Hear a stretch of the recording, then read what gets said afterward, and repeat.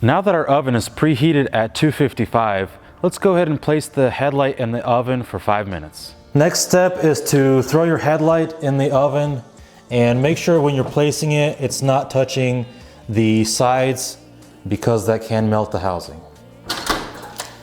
Now we're going to take the headlight out of the oven,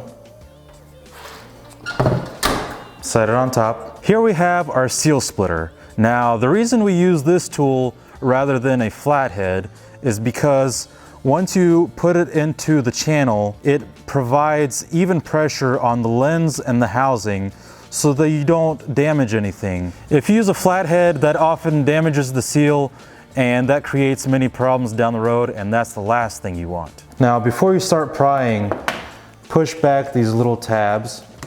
Now we take our seal splitters, put them between the lens and the housing, and start prying.